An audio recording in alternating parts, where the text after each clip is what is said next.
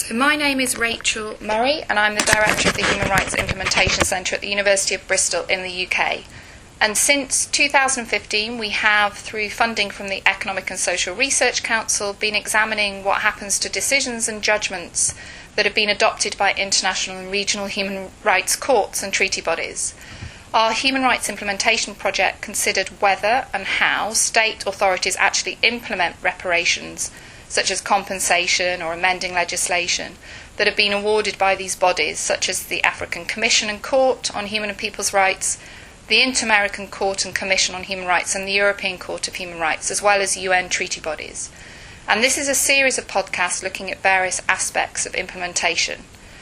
Today I'm talking with Marc, Limon, who is the Executive Director of the Universal Rights Group, an independent think tank based in Geneva, focusing on analysing and strengthening global human rights policy.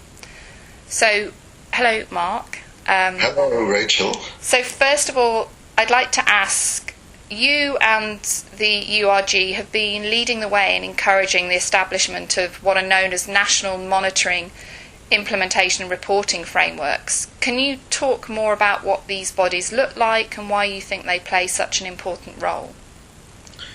Well, thank you, and thank you for the invitation. This is actually an incredibly important subject, implementation, but people have not always realised that. So the story, or my story, with national mechanisms for implementation actually goes back before I was working with the Universal Rights Group, to when I was a diplomat at the Human Rights Council in Geneva. And it struck me, maybe because I have too much of a questioning mind, that we were spending a lot of time in Geneva at the Human Rights Council and in its mechanisms like the Universal Periodic Review or the treaty bodies or the special procedures, an incredible amount of time debating and creating universal human rights norms, and then having states engage and cooperate with the international mechanisms, which were coming up with recommendations for how states could improve compliance with international human rights law. And that was it. There was nobody was asking questions about what happens to these recommendations once they've been adopted by the UPR or produced by the special procedures or the treaty bodies. Yeah. What are states doing with them? Are states even sending them back to capital, or are permanent missions in Geneva just putting them on the shelf and waiting for the next 4 years until they have to take them down and dust them off and claim they've made progress? Yeah. And so it wasn't even that people didn't know what was going on. There was just no questioning about what is going on at national level to implement this. This is slightly different, of course, to what you mentioned in your introduction, with decisions of mechanisms like bodies, states to take certain steps to address and redress human rights violations. But I'm talking about the recommendations produced by the human rights mechanisms to bring states into greater compliance with international human rights law. So that was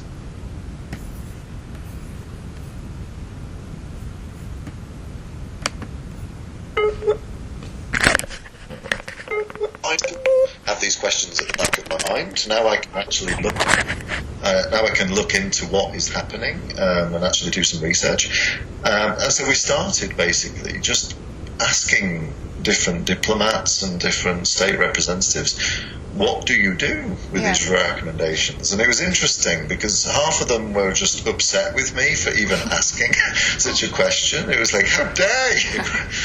And the other half thought, oh, well, that is a good question, but actually we don't have any answer. Yeah.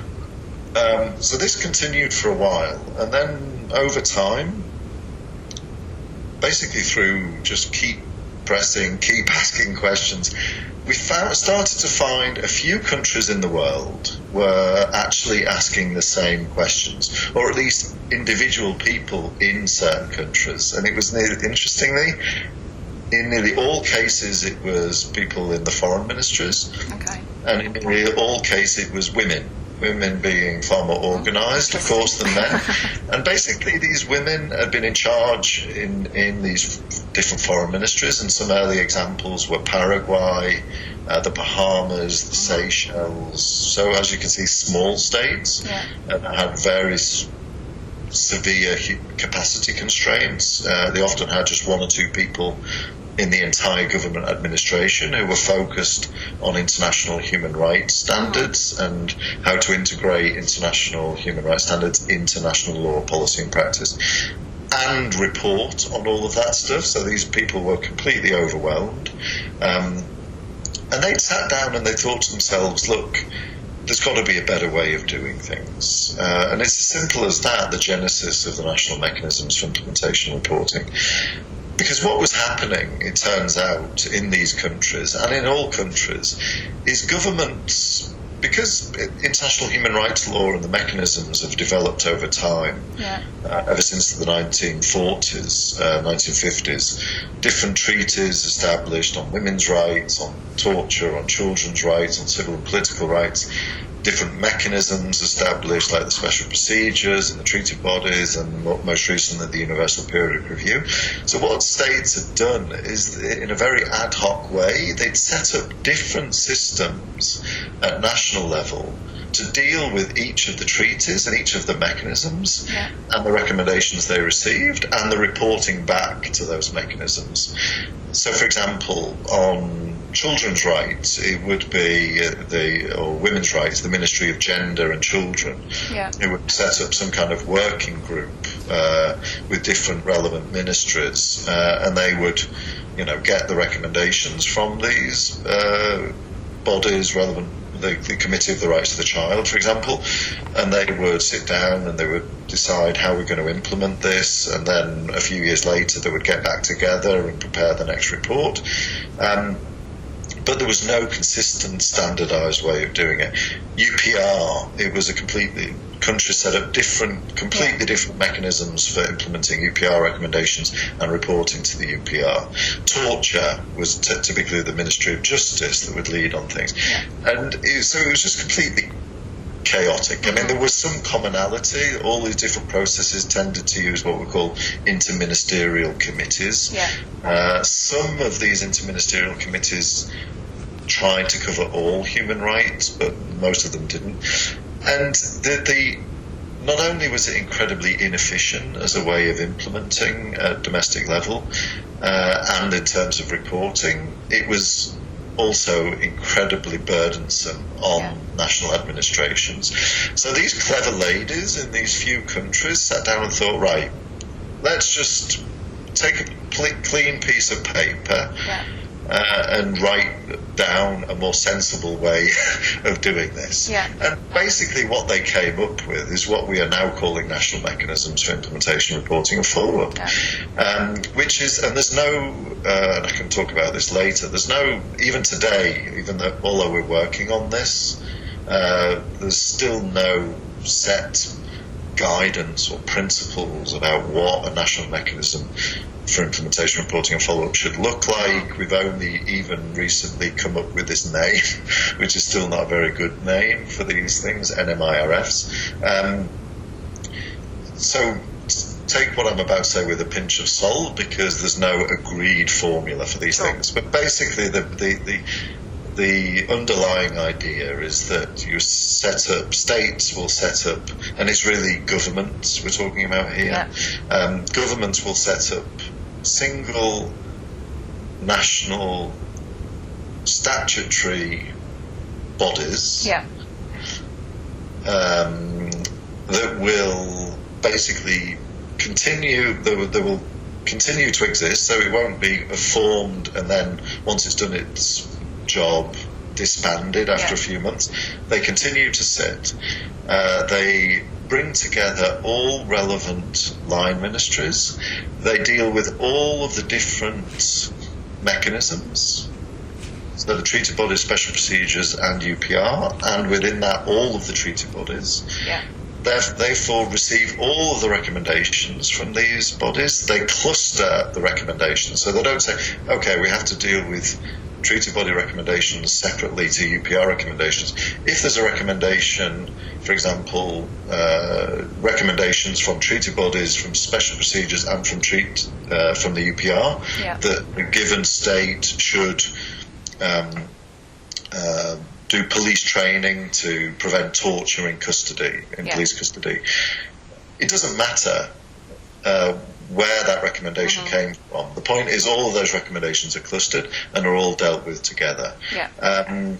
They usually have high political backing, these national mechanisms. As I said, they're statutory, so they're created in law or by government decree or statute.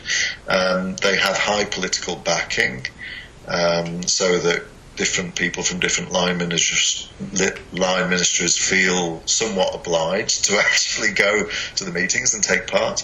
And in an increasing number of cases, they use information technology to bring all these recommendations together, to manage them in a central national database, to assign responsible line ministries for each key cluster of recommendation, to send regular information to the key focal points in the ministries. They involve and consult with national civil society, with national parliamentarians, who until recently were completely excluded from the process of implementation, even though over 50% of UN recommendations need legislation to be implemented. They they consult with the National Human Rights Institution, they can engage with the donor community in developing countries and with the UN country teams. So it's really a simplified way, which is an important point, because a lot of states, and we'll talk about this in one of the future questions, are very reluctant to set these things up because they say, oh my God, it's another layer of bureaucracy. And so we're trying to show them that it's not. It's about reducing and simplifying and streamlining the national bureaucracy so that it can better implement and better report on progress. And in your experience, have you seen that there are bodies like this that already exist in some form or another, and then they're being expanded and developed, or are you suggesting that governments create new entities? As I said, in some countries, in nearly every country I talk to about these things, their immediate reaction is, oh yeah, we've got one of those. We've got a national mechanism. And this goes back to the problem that we don't have still today a defined way of defining, of clarifying what is and what isn't a national mechanism for implementation, reporting and follow-up. In the same way that, for example, today we can say what is a proper national human rights institution and what isn't. What's the difference? With NHRIs, we have the Paris Principles, which says what is a national human rights institution.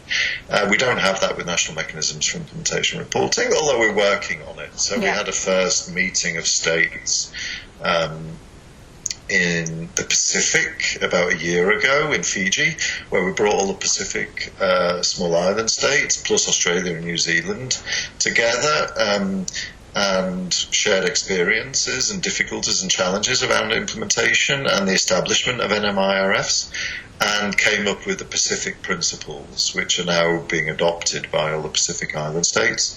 And that goes through the different characteristics, the different things that makes an NMIRF and something that could actually work. But for the moment, we don't have that. And the other thing that's happening is that we passed a resolution, the Human Rights Council last year, led by Paraguay, which set up a process of 5 regional meetings, which will also be charged with coming up with some kind of universal principles. But for now, we don't have that. And so that's led to a great deal of confusion. My own view is that there are about 20 to 30 countries that have what I consider to be proper national mechanisms for implementation reporting. I've talked about some of them: Paraguay, the Bahamas, Mauritius, Seychelles, Samoa, one or two. Portugal has a good one. So nearly all small island states and small states, and that's for a reason. It's because they're the countries that face the biggest capacity constraints and the biggest burden when it comes to implementing these thousands of recommendations they get. My view is everybody else who says they have an NMIRF don't. What they actually have is either an interministerial human rights committee, which is okay. I mean, it's basically a somewhat standing committee that whatever the treaty, whatever the mechanism, will sit and will bring the relevant people together, but only for government. And that's the key difference between that and an MIRF. And an MIRF also involves parliamentarians, judges and lawyers. It also consults with civil society, etc. Interministerial committees are what they sound like. These are purely government. And then everybody else has incredibly ad hoc systems that, as I mentioned before, change depending on the treaty and depending on the issue and depending on the mechanism, the international mechanism. So they will just create an ad hoc committee on torture, the Convention Against Torture, or an ad hoc committee on women's rights and children's rights to do to manage those recommendations and to report back. And is there a risk that if you sort of encourage states to create or bring together bodies to make up an NMIRF, that you give the impression that the states are then responding to decisions, but in practice they don't function effectively or they lack transparency, and those different elements that you want an NMIRF to have may often not be there. So is it better to have something in place, rather, even if it's not fully effective, rather than nothing at all? Well, I mean, we're not saying that states should get rid of, overnight what they've got already and build NMIRFs from scratch and have a kind of gap year while they do so. But what we're saying is that, I mean, it's really about, I guess, morphing they have already into something better and something that looks more like a proper national mechanism for implementation and reporting. Is there a risk, just go back to your question, that states will say that they've got one of these things and that everything therefore is fine, when in fact they're not implementing decisions or recommendations? I guess there's a risk, but I really don't think it's a significant risk for two reasons. Firstly, it's this idea that there's a risk that they won't actually then implement is based on the idea that states don't want to implement, which is anybody who watches international human rights debates involving the big Western human rights NGOs and the certain big Western states would probably nod their head and say, well, yeah, most states don't want to make progress on human rights because they're nefarious entities that want to freely violate human rights. But, my 12 years at the UN, that's not at all my experience. The number of countries that really don't care about human rights and don't really want to make any progress and actually want to be given free rein to violate, it's, maybe 5-10% of the total UN membership, if that. The vast majority of UN member states do want to make progress, but are held back by, and here I'm talking about developing countries mainly, are held back by capacity constraints and just by the national systems for translating universal norms into domestic human rights improvements to legislation. I mean, it sounds very easy, but it really isn't. I mean, when a small state is getting thousands of recommendations from the UN, plus the recommendations they get from regional mechanisms, plus they're expected to implement the Sustainable Development Goals, leaving no one behind, plus the commitments under the Climate Change Treaty. And it's an enormous kind of not burden, because it's incredibly valuable, all these recommendations, but it's enormously difficult for states to be able to meaningfully translate all of this, especially when it's just one or two people in the entire government administration who are doing so. So for that reason, I think my guess is, and my hope is, that if we help states by setting up efficient national mechanisms backed up by information technology, which also will make it easier for them to engage with donor countries and with UN country teams to take forward implementation in a meaningful way, then we are creating, even though the Chinese have taken this term and a lot of people don't like it now, create kind of win-win situations. And by the way, it will also help the credibility of the international human rights system, because a lot of people criticise the UN human rights pillar and say it's not working, and everybody's backsliding on human rights, and human rights are in full-on retreat.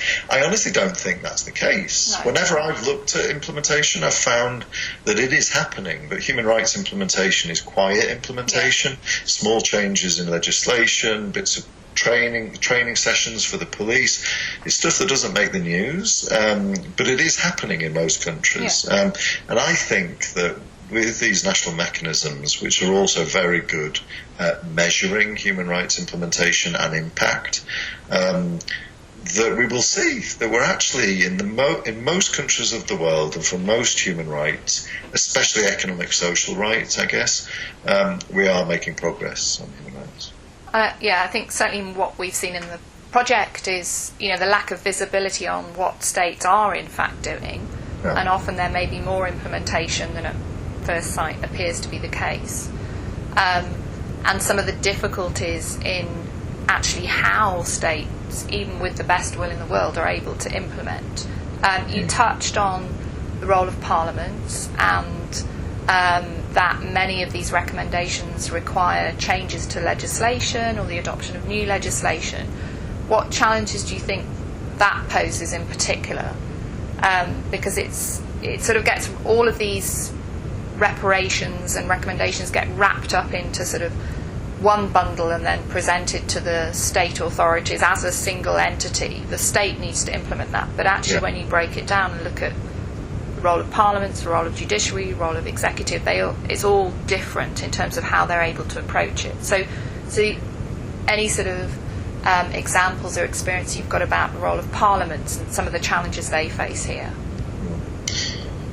Well, the best way I can answer that is to compare how things were with an experience I had actually sitting in a national mechanism for implementation reporting in Samoa, which is, it's not everybody who gets to go to Samoa. I'm happily one of those who did.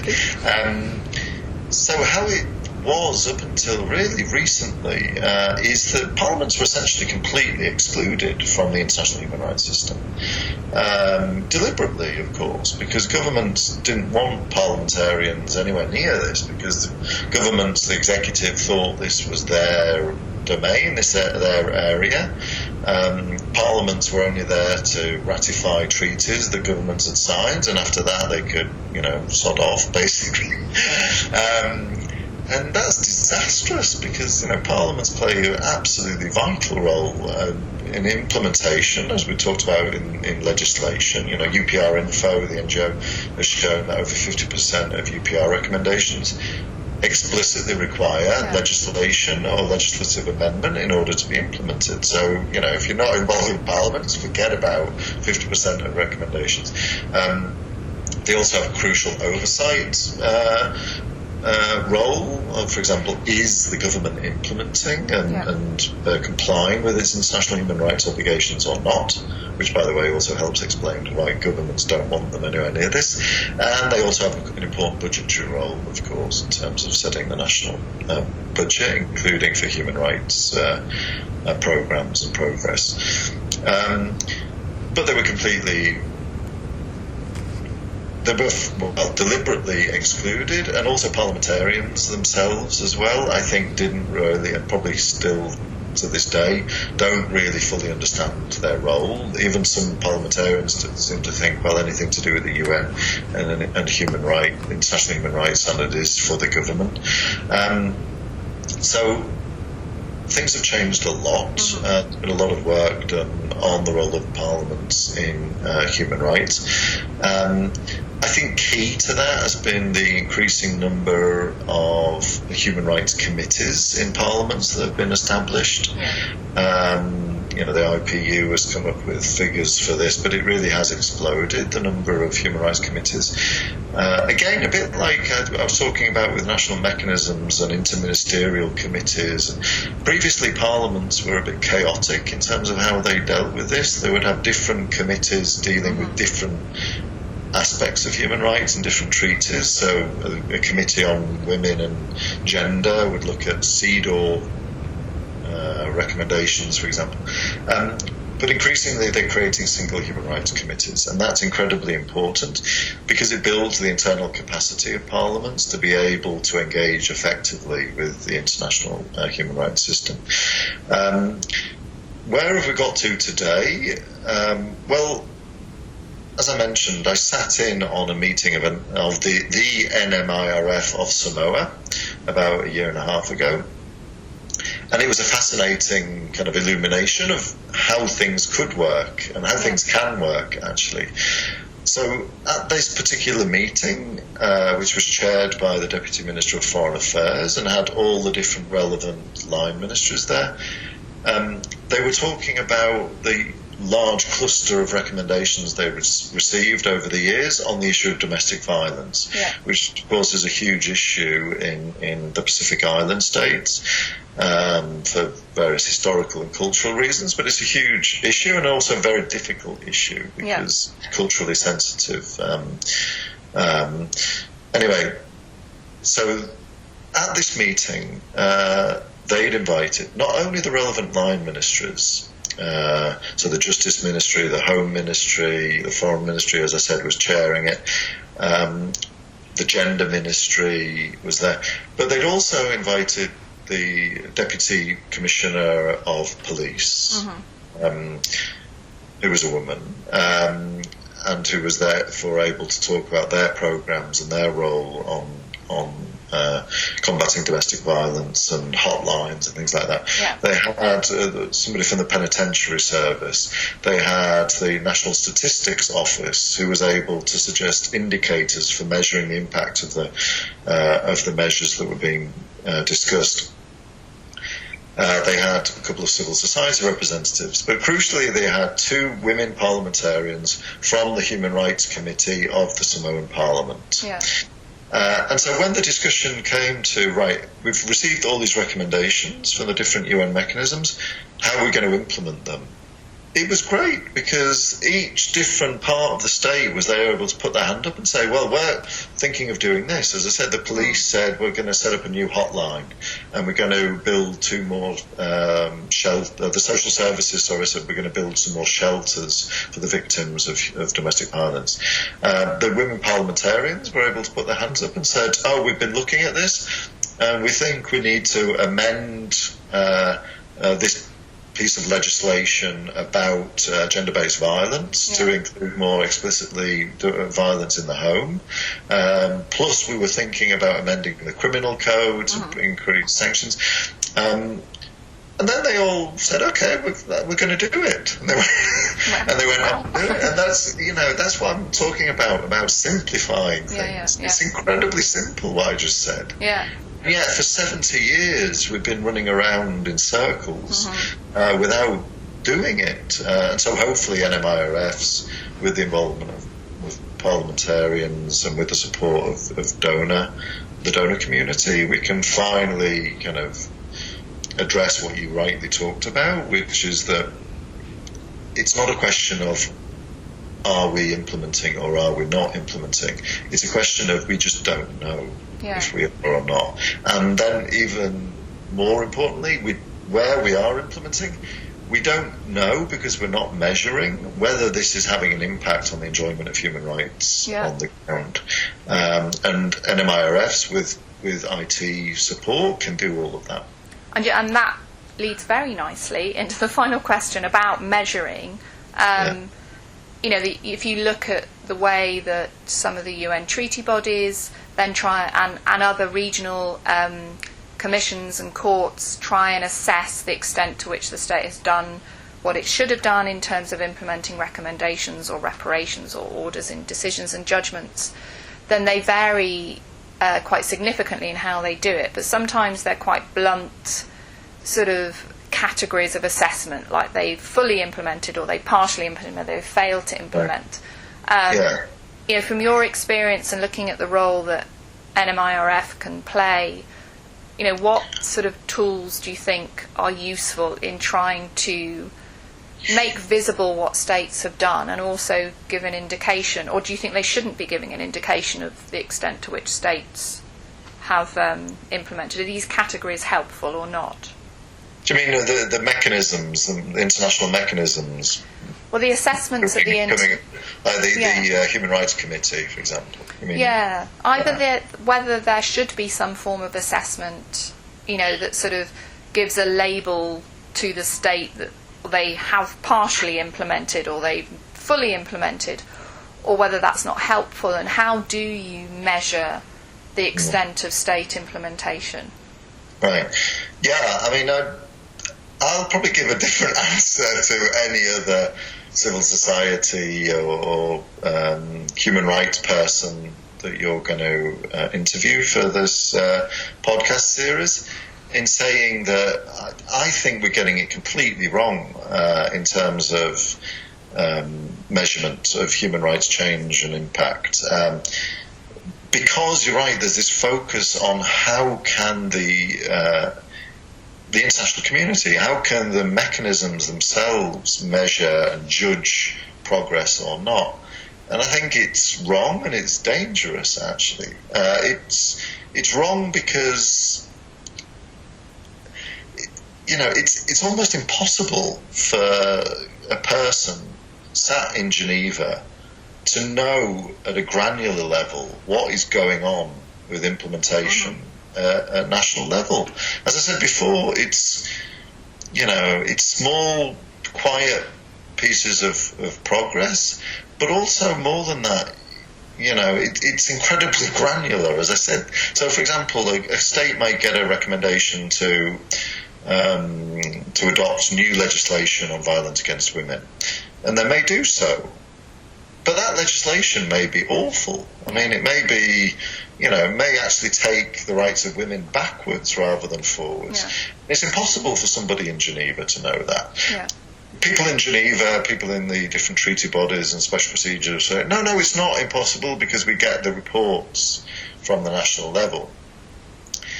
But, they mainly rely on the national reports, the state reports. Of course, they also get shadow reports, but they mainly focus their attention, whether it's in the UPR or whether it's in treaty bodies, on national reports. And they're never going to get a fair appraisal of what's going on at national level. The state is never going to say, we've adopted some legislation on violence against women, but it's really bad, actually. So it's basically impossible. Yeah. And also, and why I said it's dangerous is, there's one of the, I won't name the treaty bodies, but they've come up with a kind of school grading system for states, A, B or C kind of thing. And it's quite frankly, I mean, maybe because I'm a former diplomat, it's rather insulting and too simplistic to do that. Well, anyway, I'll stop there.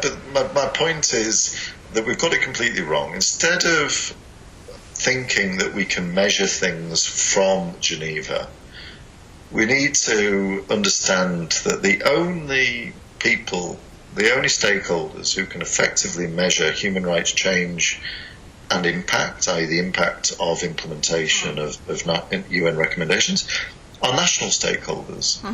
It's the government, hopefully with national mechanisms for implementation, reporting and follow-up, which are great at this because they track on an ongoing basis implementation, and they also where they have IT software like Impact OSS or the Office of the High Commissioner for Human Rights software, it automatically applies relevant impact indicators so you can constantly track it. But also, it's national civil society. It's not Geneva civil society, UN. It's national civil society. Are they themselves tracking the degree to which states are implementing their obligations? And are they gathering indicator data to build. In most cases, we've looked at, they're not. No. Because they're not organised. They don't see that as their role. They see their role as to raise awareness about human rights violations, not to track government progress or not with implementation. So we need to improve national systems, and the only way of doing that, in my opinion, is to establish NMIRFs with software, because then it's done automatically. The state doesn't even need to think about it. Yeah. And if we then, through NMIRFs, start gathering human rights indicator data for all of these different clusters of recommendations, it would be, earth-shattering in terms of the progress that we would be making as an international human rights community, because for the first time we would have a scientific empirical evidence to show the making progress or not. I suspect we'll show we are making progress, but it's only by creating NMIRFs with software that we'll know. Okay, thank you. I think that's a great point on which to finish. Thank you so much for your time, Marc. That's been incredibly helpful. Pleasure.